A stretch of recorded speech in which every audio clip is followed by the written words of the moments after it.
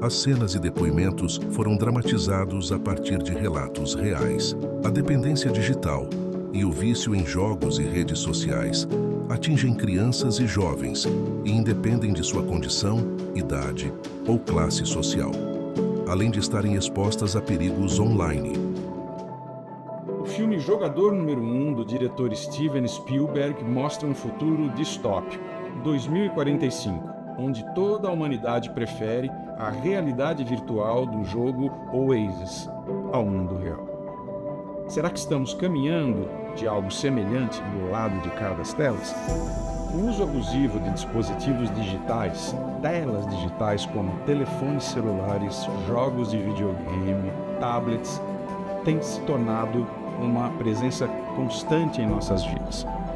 Não é de hoje que pais e profissionais de saúde já começam a se preocupar quando filhos começam a utilizar de uma forma exagerada, sem controle. Meu nome é Cristiano Nabuco, sou psicólogo, tenho pós-doutorado pelo Departamento de Psiquiatria da USP e a minha grande área de interesse hoje é a dependência tecnológica.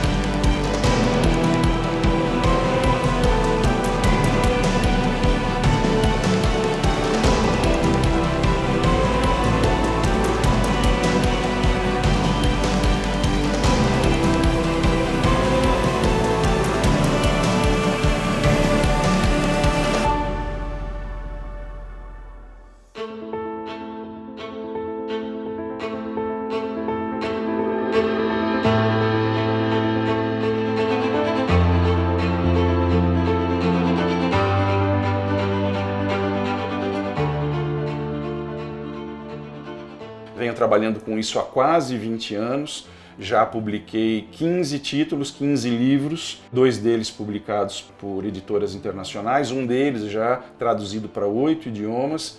Meu objetivo, na verdade, é chamar a atenção, formar a população, divulgar o quanto que esse problema silencioso ele está entre nós e ele merece alguma ação.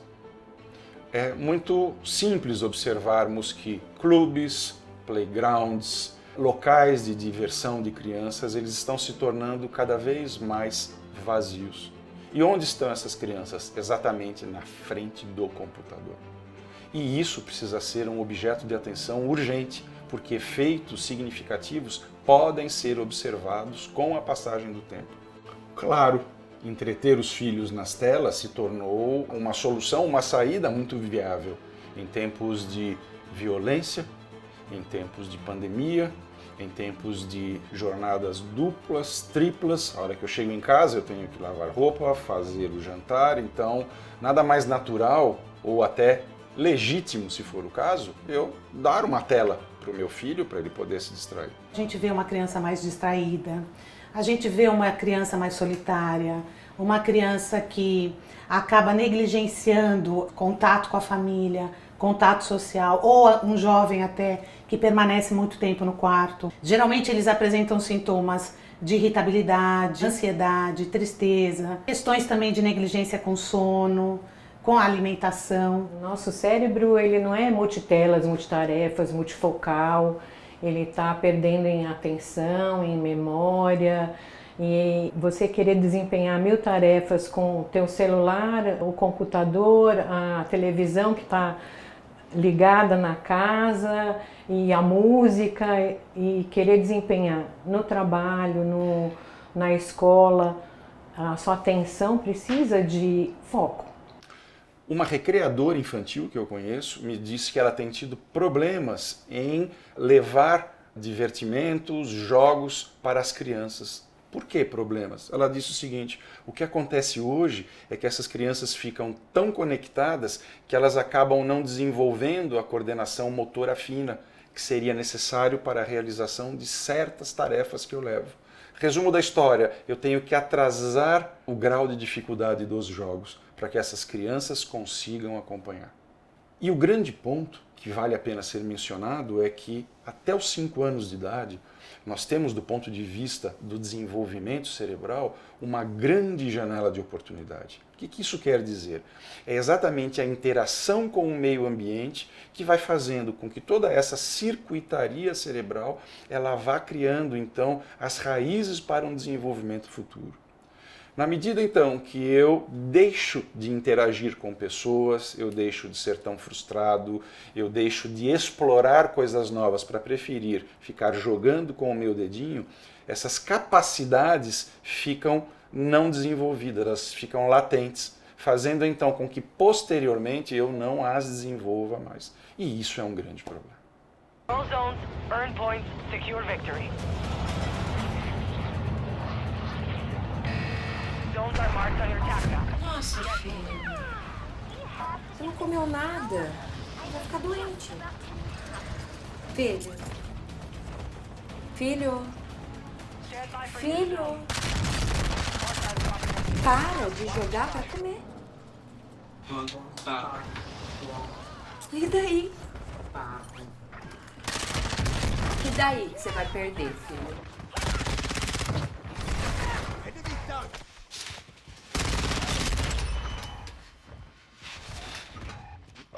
Que isso, filho? Faz muito tempo que você tá aí. Filho, faz muito tempo que você tá aí. Filho, para! Faz tempo que você tá aí.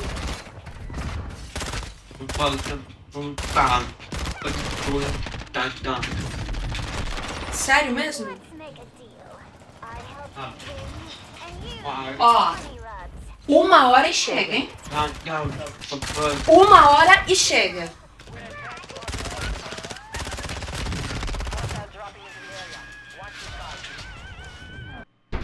Nós temos percebido essa evolução, digamos, o desenvolvimento do uso das telas cada vez mais precocemente na vida das famílias, com filhos. E cada vez mais os jovens, especialmente, que são a população mais vulnerável, ficam engajadas, ficam fisgadas por determinadas modalidades, em especial de tecnologia, como, por exemplo, as mídias sociais, os games, né? E o seu crescente potencial de adicção. O grande cerne da questão é o potencial com o qual essas tecnologias sequestram a nossa atenção, né? E podem fazer com que a gente perpetue cada vez mais o uso, fazendo com que o mundo real se torne desinteressante. A tecnologia, na verdade, por si só, ela não é nem boa nem má. Ela não tem uma polaridade. O que acontece é que, na medida em que você introduz muita vida digital, você faz então com que seu filho deixe de desenvolver habilidades importantes. Habilidades essas que ele irá desenvolver ao longo da vida. Em primeiro lugar, não estamos falando de um simples dispositivo digital, mas de um smartphone, né? Porque eles não querem um celular, eles querem se faz ou não faz ligação é o que menos importa. O importante é ter acesso às redes sociais, jogos, aplicativos. Bem, eu costumo dizer que a idade certa para o primeiro celular é quando de fato ele é necessário. O potencial com o qual essas tecnologias bombardeiam o nosso cérebro é infinito, ela tem se multiplicado. Ponto central em questão e que deve ser discutido, qual é o limite ético, né? Qual é o limite em que essas tecnologias podem sequestrar a atenção dos nossos filhos, dos jovens, né? E até mesmo dos adultos, né? Que são menos vulneráveis, mas também são vulneráveis, né? Qual seria, ou quais seriam os impactos que o uso abusivo das telas digitais, das novas tecnologias, provocam na saúde de crianças e adolescentes? A miopia, lacrimejamento, borramento visual, de ficar muito tempo nas telas, a má postura, as lesões osteoarticulomusculares, do tipo dores, parestesias de cervical, de ombro, de punhos, de falanges, lesões de esforço repetitivo, sem falar no prejuízo ao sono. Lembrar que o sono, pra gente, ele é uma limpeza. E a resposta imunológica parece que é comprometida pela falta de sono. Na medida em que eu fico sentado em frente a um computador, a um telefone celular durante muito tempo, eu deixo de me alimentar adequadamente comendo fora de hora e mais, comendo o que eu não deveria. Na medida em que eu estou olhando para uma tela, eu demoro mais tempo para piscar. A gente sabe que em condições comuns, a frequência desse comportamento ele vai ocorrer uma vez a cada 3 segundos, 4. A hora que eu tenho uma tela, eu vou piscar uma vez a cada 9 segundos, fazendo então com que se desenvolva sobre a superfície do globo ocular aquilo que a gente chama de estresse oxidativo.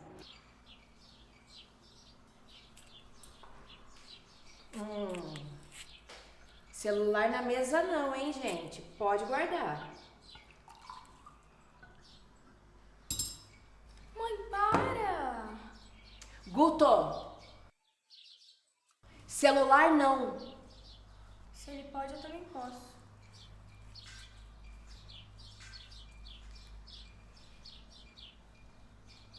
Celular na mesa não.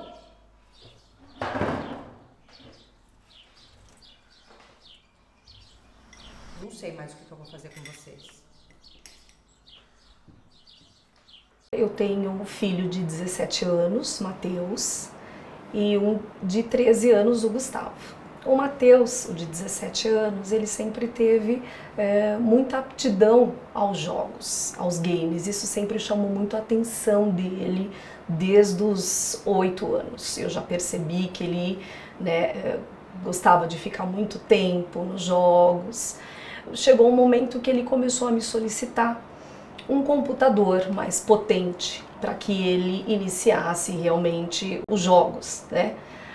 Eu o presenteei com um PC gamer, só que eu não foi conversado sobre limites, horários. A minha preocupação com ele foi só, olha, se você estiver na escola, né, acompanhando a escola, ok. E aí foi o meu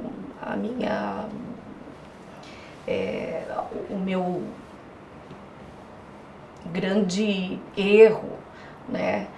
Ele foi pedindo mais e mais, né, quanto a horários, e queria ficar mais tempo. E eu fui cedendo, eu fui dizendo muitos sims para ele.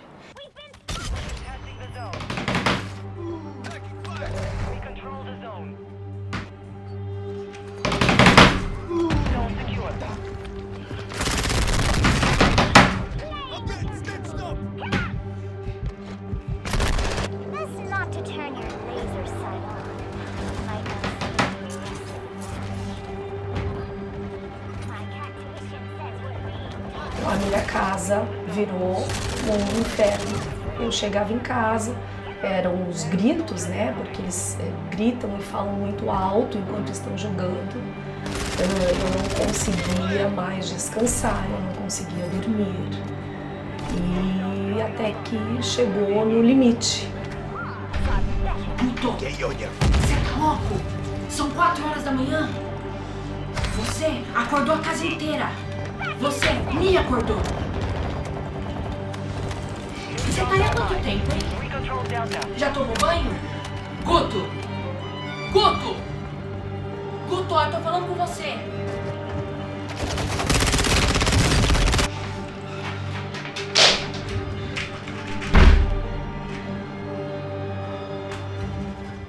E eu, num acesso de raiva mesmo, porque eu não me respeitei, né?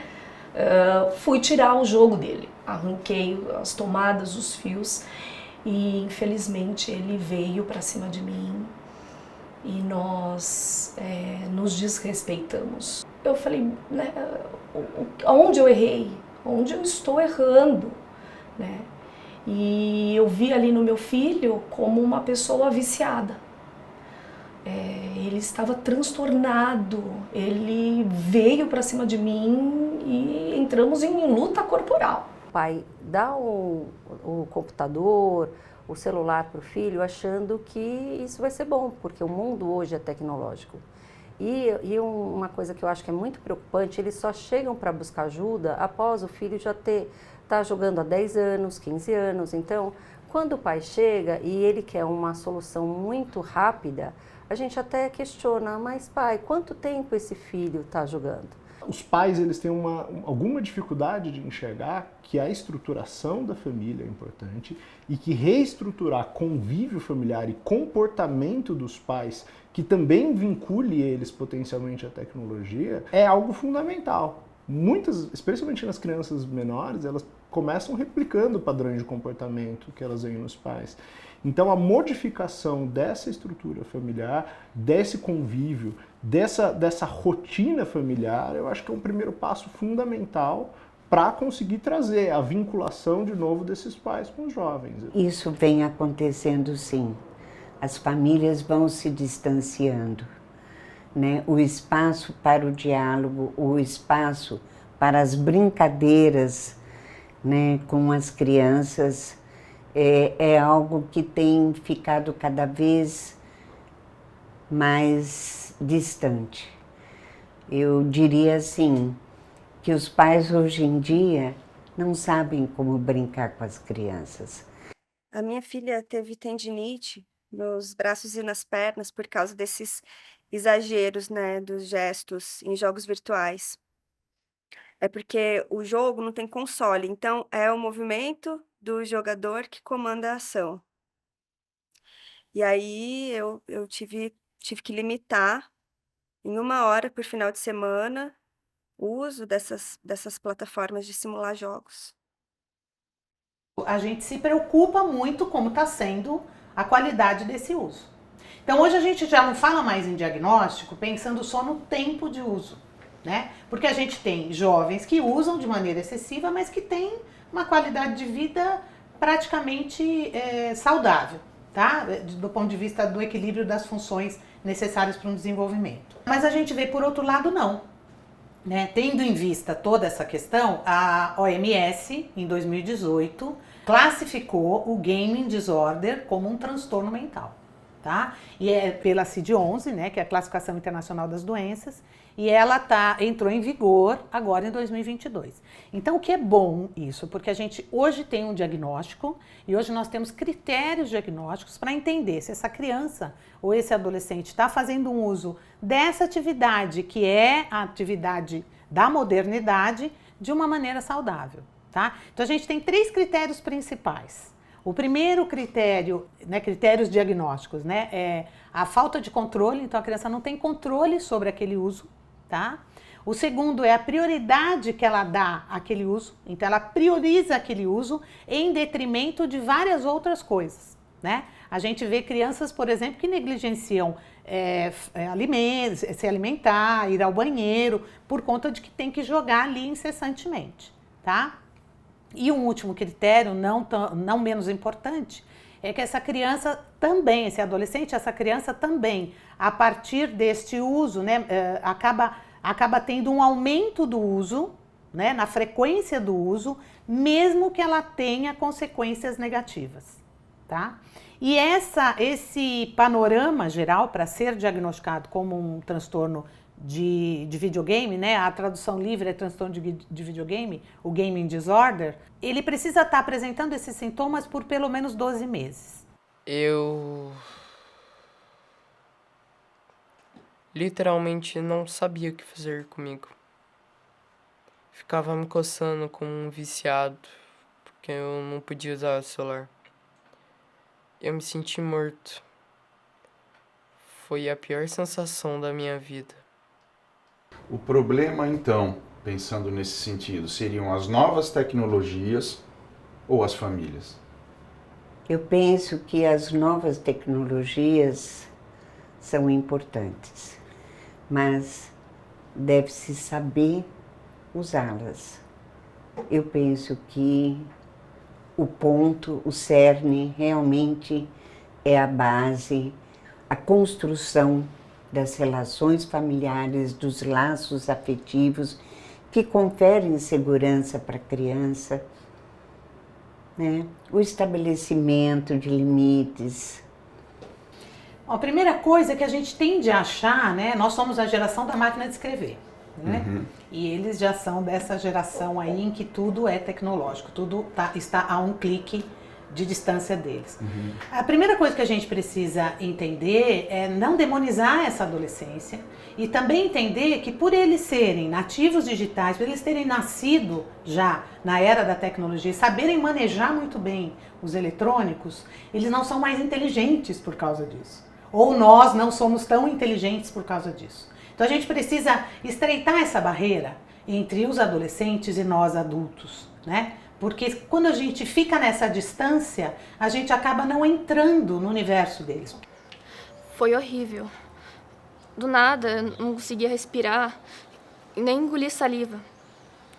O médico disse para minha mãe que o ataque foi pelo nível de ansiedade, por usar excessivamente o celular.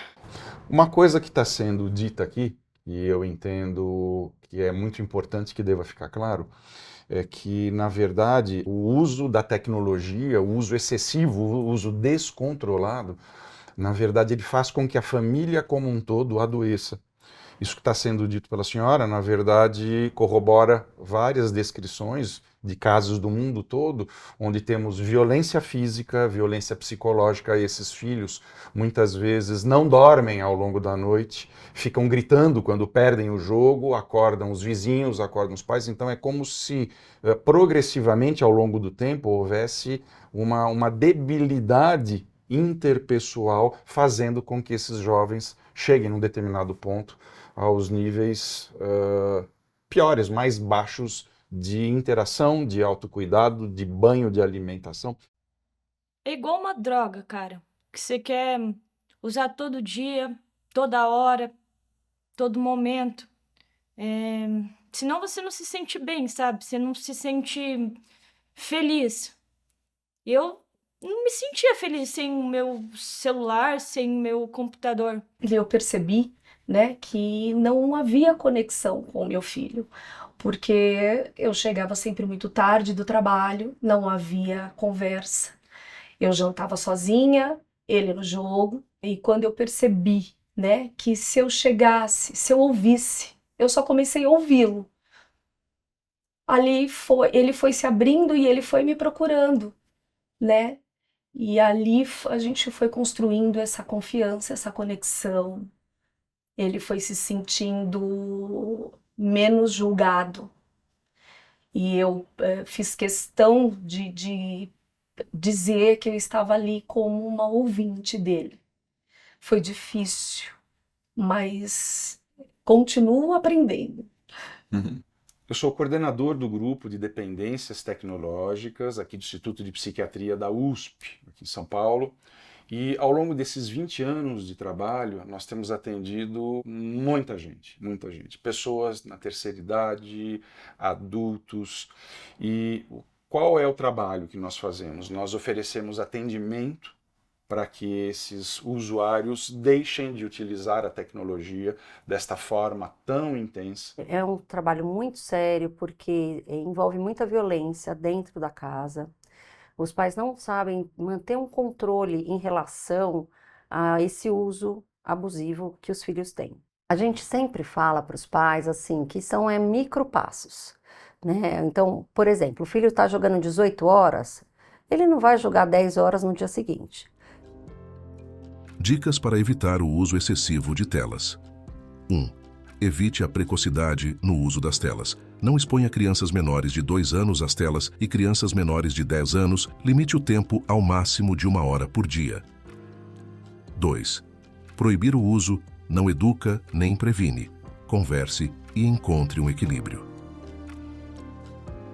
3. Estipule horários e tempo de uso. É importante que a criança entenda desde cedo que existem limites. Desligue todas as telas durante refeições, passeios, momentos em família e de 1 a 2 horas antes de dormir. 4. Dê valor à vida social fora das redes sociais.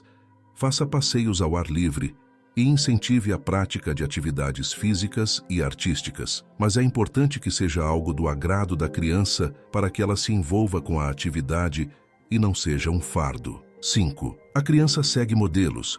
Por isso é importante que os pais ou responsáveis não fiquem conectados enquanto estiverem próximos às crianças. Não divida a atenção da criança com o celular. Este, certamente, será um comportamento que a criança vai reproduzir no futuro. Lembre-se, internet não é babá eletrônica e celular não é brinquedo. Acompanhe o que seu filho faz na internet e quanto tempo ele permanece conectado. Onde há um adolescente navegando nas redes sociais, precisa haver, de novo, eu gosto muito dessa palavra, uma curadoria dos pais, dos adultos junto a essa criança. Né? Mas há sim efeitos. As crianças vão deixar de usar, os adolescentes vão deixar de usar as redes sociais? Não, não. Só que eles precisam usar com esta, né, juntando essas consciências, a dele, onde a gente vai respeitar o que ele pensa, o que ele sente, o que ele acha, mas a gente vai fazer intervenções também. Em primeiro lugar, pensar direitinho antes de entregar um dispositivo, um smartphone para sua criança, para o seu adolescente. Respeitar a classificação indicativa de jogos, de aplicativos. Participar da vida digital de seus filhos. Alessandra, eu preciso dominar as novas tecnologias? Preciso aprender a fazer dancinha no TikTok? Preciso aprender a jogar? Não. Você precisa aprender e dar continuidade ao seu papel de pai, mãe responsável, observando mudança de comportamento, observando o comportamento do seu filho, da sua filha nas redes sociais. Aliás, se chegou nos 13 anos, idade mínima estabelecida pela maioria das redes sociais para se ter um perfil, e você perceber e você acreditar que seu filho não está preparado, não hesite em dizer não. O futuro. Eu sou uma pessoa otimista e eu acho que nós temos que fazer um letramento digital com segurança para os nossos filhos, então com senhas, com filtros, com sites que tenham a configuração adequada para aquela idade dos nossos filhos. Então existem condições nos aparelhos de ter o controle parental ou o engajamento parental. E eu acho importante que tenha em todos os aparelhos da casa. Eu sei que vai ter crianças que vão usar com um amigo ou na escola e não vai ter o controle parental. Para isso existe o diálogo acolhedor dentro de casa. Eu acho que a humanidade sempre acha caminhos de autocorreção. Nós vimos isso usando um exemplo um tanto quanto tosco assim, de comparação, mas a gente viu isso na alimentação. Quando teve um boom das junk foods, veio um movimento reverso da alimentação saudável, da alimentação plant-based. Quando a gente está agora se vendo na iminência dos sinais de um aquecimento global, a gente tem um movimento reverso de utilização de fontes naturais, de energia e de tentar reestruturar e recuperar o mundo. Eu acho que a sociedade ela é recuperável. Eu acho que a sociedade ela vai se autocorrigir. Acompanhar, conscientizar, porque conscientizar mexe com o coração.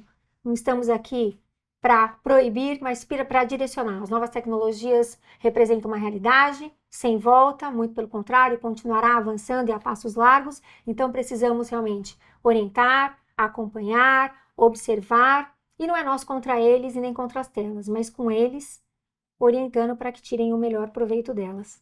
Esse é o grande paradoxo, porque, no fundo, hoje tudo está mediado pela tecnologia. O ticket do cinema, a passagem aérea do avião, a nota da escola que você tem que subir através do computador. Então, o nosso objetivo não é fazer com que o indivíduo jogue o computador pela janela, mas que ele faça um uso saudável e consciente.